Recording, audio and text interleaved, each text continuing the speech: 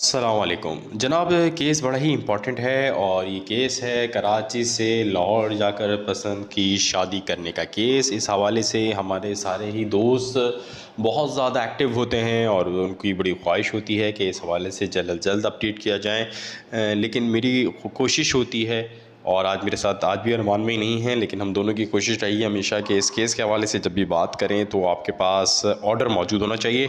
तो आज ऑर्डर्स भी मौजूद हैं, कुछ डॉक्यूमेंटेशन भी मौजूद हैं जो आपके सामने भी रखूँगा और इस केस के हवाले से बताऊँगा भी। तो जनाब इब्तिदा करते हैं सिंध हाई कोर्ट से, जो कि बड़ी ये कोर्ट है और वहाँ पर जो सिंध हाई कोर्ट है इसने आज एक बड़ी जजमेंट दे दी है और ये जजमेंट है पोस्ट अरेस्ट बेल के हवाले से, यानी कि ज़मानत मंजूर हो गई है निकाह खां और गवाह की। अदालत ने आज असगर अली और ग़ुलाम मुस्तफ़ा को जेल से रिहा करने का हुक्म दिया है और अदालत ने उनको मुल्ज़िमान को ये भी हुक्म दिया है कि वो ज़मानती मचल के 1-1 लाख रुपए के अदालत में जमा कराएं और इस के बाद उनको जो है वो ज़मानत दे दी जाएगी। अच्छा, इस हवाले से जनाब जो ऑर्डर जारी हुआ है जनाब, तो उस ऑर्डर का 1531 2022 जनाब 3 सफ़े का ये ऑर्डर है और इसमें विद सिग्नेचर ऑफ जज जनाब। और इसके अंदर जनाब जो एप्लीकेंट थे उसमें Asghar Ali son of Faiz Mohammad, Hafiz Ghulam Mustafa son of Mohammad Haleem through Mister Mohammad Aamir Niaz Badra advocate. और जनाब रिस्पोंडेंट नंबर 1 थे इसमें जनाब सरकार और Mir Mister Akbar Ali Kichchi additional prosecutor general थे ये। अच्छा जी, इसके साथ साथ जनाब कंप्लेनेंट सैयद इनका नाम नहीं ले सकते जनाब, और जो वकील साहब हैं वही ह्यूमन राइट्स के एक्टिविस्ट अपना आपको कहते हैं वो थे। और जनाब डेट ऑफ हियरिंग हुई थी 5/9/2022 को और इसके हवाले से अब ये ऑर्डर आ गया है जनाब 9/9/2022 को। अच्छा जनाब जो गेट खुला है तो जनाब ये चाय आ गई है मेरी और जी। तो जनाब ये सलाहुद्दीन पंवर साहब ने ये ऑर्डर तहरीर किया है, जस्टिस सलाहुद्दीन पंवर ने, और जनाब इस हवाले से पूरी केस की हिस्ट्री लिखी गई है। इस केस के अंदर बताया गया है कि जनाब क्या क्या हुआ और उसके बाद अदालत ने एंड में अपनी जजमेंट दी है कि जनाब जो मुद्दई मुकदमा के वकील की जानिब से जो बात की गई थी, यानी जिब्रान नासिर की जानिब से जो दलाइल रखे गए थे उससे अदालत मुतमईन नहीं है, लिहाजा अदालत ने निकाह खां और गवाह की ज़मानत को मंजूर कर लिया है और अदालत ने मुल्ज़िम असगर अली और ग़ुलाम मुस्तफ़ा को जेल से रिहा करने का हुक्म दिया है।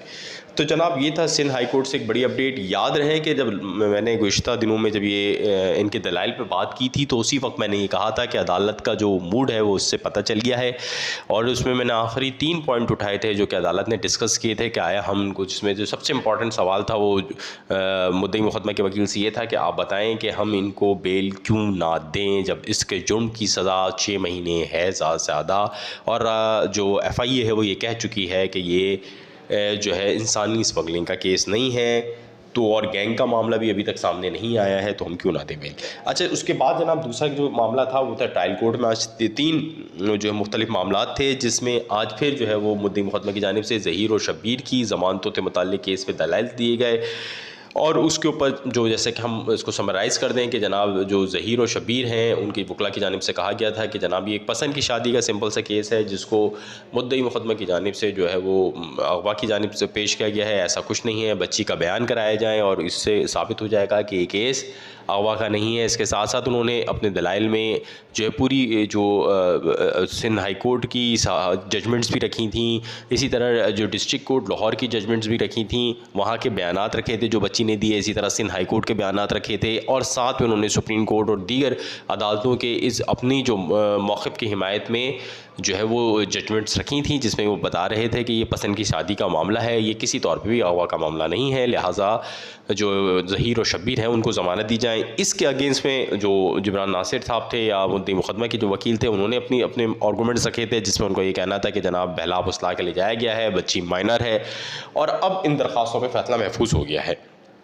और जनाब उसमें फिर जो बच्ची है जिसने पसंद की शादी के लिए, उसके बयान के मुताबिक वो पसंद की शादी के लिए गई थी जो उसने 2 अदालतों में दिया है।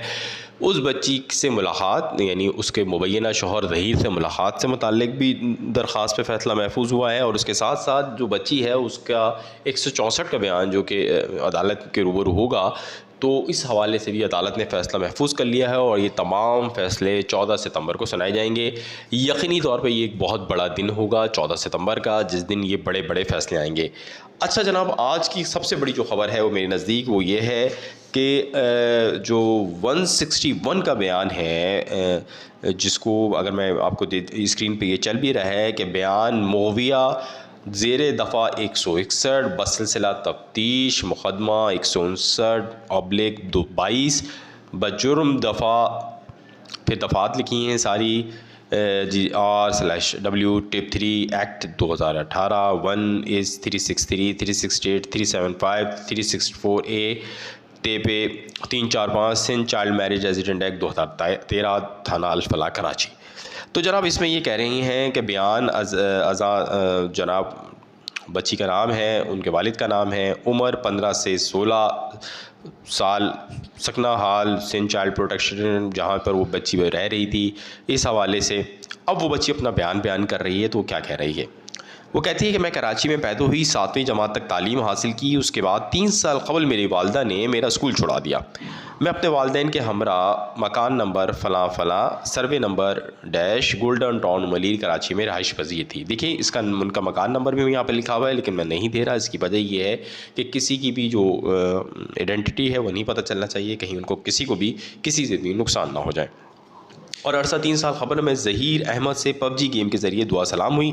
फिर हम एक दूसरे को पसंद करने लगे। मेरी वालदा को जब इल्म हुआ तो उन्होंने मुझे मना किया, लेकिन मैंने अपनी अम्मी से कहा कि मैं इससे शादी करना चाहती हूँ और हम एक दूसरे को पसंद करते हैं। लेकिन मेरे वालिदैन राज़ी ना थे और मेरे से मेरा टैबलेट ले लिया, जिससे मैं ज़हीर से रब्ता करती थी। फिर कुछ अरसे बाद मेरे वालिद ने मेरा टैबलेट वापस कर दिया। मैं ज़हीर से अपने टैबलेट से गेम क्लैश ऑफ क्लैंस पर बातचीत करती थी। अप्रैल में ज़हीर अपने भाई और वालदा के साथ कराची मेरे रिश्ते के लिए आ रहे थे और अपने किसी रिश्तेदार के पास ठहरे थे। मेरी वालदा ने मुझे मना कर दिया, जिस पर मैंने ज़हीर को बताया कि मेरी अम्मी नहीं मान रही, लिहाजा आप नहीं आओ। इस वजह से ये मेरे घर नहीं आए थे और वापस चले गए थे। मेरे वालिदैन ने मेरे ऊपर सख्ती शुरू कर दी। वो मेरी शादी ज़ैनुल आबदीन से कराना चाहते थे, लेकिन मैं राज़ी ना थी। मेरे वालिदैन ने ज़ैनुल आबदीन को कराची में अपने घर में रुकने के लिए बुलाया और वो कराची में हमारे घर में आकर रहने लगा, जो अक्सर मुझे छेड़ता था, लेकिन मैं उसको अच्छा नहीं समझती थी। मेरे वालिदैन मेरे साथ सख्ती करते थे और कभी कभार मारपीट भी करते थे। फिर मुअर्ख़ा 16/4/2022 को दिन करीब 10:30-11 बजे मुझे मेरे वालिदैन ने घर का कचरा फेंकने के लिए भेजा, तो मैं घर से अपना टैबलेट घर से छुपा कर अपने घर से साथ लेके निकली। वहाँ से रिक्शा में बैठ के बसों के अड्डे तक पहुँची। वहाँ से किराए की कार में सवार होकर पंजाब यूनिवर्सिटी लाहौर पहुँची और वहाँ पहुँचकर मैंने ज़हीर से रब्ता किया। ज़हीर आया, उसने कार वाले को किराया अदा किया। फिर मैंने ज़हीर को कहा कि मैं घर से भाग कर आई हूँ और आपसे शादी करना चाहती हूँ। जिसके बाद ज़हीर मुझे एक वकील के दफ्तर ले गया। वकील का नाम राय खुर्रम था। वहाँ मुझे वकील के दफ्तर में बिठाया और वकील के दफ्तर में हमारा निकाह हुआ। मैं अपनी मर्ज़ी और रजामंदी से घर कराची से अपने वालिदैन को बग़ैर बतलाए सूबे पंजाब लाहौर जाकर अपनी पसंद और मर्ज़ी से ज़हीर अहमद से निकाह किया। मुझे किसी ने अगवा नहीं किया है। मेरी तारीख़ पैदाइश 2006 की है। मेरे वालिदैन ने मेरी तारीख़ पैदाइश 2008 की लिखवाई है। मेरे वालिद मेरे अगवा का मुकदमा थाना अल-फलाह कराची में दर्ज कराया और पुलिस हमें तलाश करने लगी। मुझे टीवी मीडिया के ज़रिए मालूम हुआ तो ज़हीर ने अपने वकील को बताया, तो वकील राय खुर्रम ने बताया, आप पुलिस के हाथ नहीं आना, आप छूट जाओ, और हमें सिंध पुलिस का बोलकर डराया। इसकी वजह से मैं और ज़हीर पुलिस के खौफ से छुपते रहे। आखिरकार पंजाब पुलिस और कराची पुलिस ने चिश्तियाँ बहावलनगर सूबे पंजाब से मुझे बरामद किया और कराची लाकर मुझे अदालत सिंध हाई कोर्ट कराची में पेश किया। मैंने अदालत में पेश होकर अदालत के पूछने में बताया कि मैं अपनी मर्ज़ी से घर से गई हूँ और अपनी मर्ज़ी से ज़हीर से शादी की है। मुझे किसी ने अगवा नहीं किया। मेरे वालिद ने अदालत में बताया कि मेरी उम्र कम है, मैं मर्ज़ी से शादी नहीं कर सकती हूँ। फिर मेरा मेडिकल मायना सिविल अस्पताल कराची से कराया। वहाँ मेरी उम्र 16 से 17 साल आई। अदालत ने मुझे मेरे शौहर के साथ जाने की इजाज़त दे दी और मैं अपने शौहर के साथ पंजाब चली गई और हम हंसी खुशी ज़िंदगी गुजारने लगे। मेरे वालिद ने दोबारा सुप्रीम कोर्ट में दरख्वास्त दे दी और फिर सिंध कराची पुलिस ने मुझे और मेरे शौहर ज़हीर को लेने पंजाब आई। ज़हीर अहमद ने कहा, मैं कराची जाकर अपनी ज़मानत कराता हूँ और अदालत में पेश होकर इस मामले को देखता हूँ। और मेरे वकील ने दाता दरबार थाने के इलाका मजिस्ट्रेट को दरख्वास्त दी और मैं लाहौर दारुल अमान में दाखिल हो गई। फिर मुअर्ख़ा 23/7/2022 को कराची पुलिस के इंस्पेक्टर मोहम्मद अली और दीगर अदालत के हुक्म से मुझे लाहौर दारुल अमान से कराची लेकर आए। इस दारुल अमान शेल्टर होम में मौरखा 24/7/2022 को कराची पहुंचकर दाखिल कराया। मैं अपनी मर्ज़ी और रजामंदी से ज़हीर अहमद व मुनीर अहमद से पंजाब में जाकर निकाह किया है और निकाह करने के बाद पंजाब लाहौर हाई कोर्ट और इलाका मजिस्ट्रेट के पास भी पेश होकर बयान कलमबंद कराया है। इससे कबल भी मैंने पुलिस को और अदालत को यही बयान दिया था।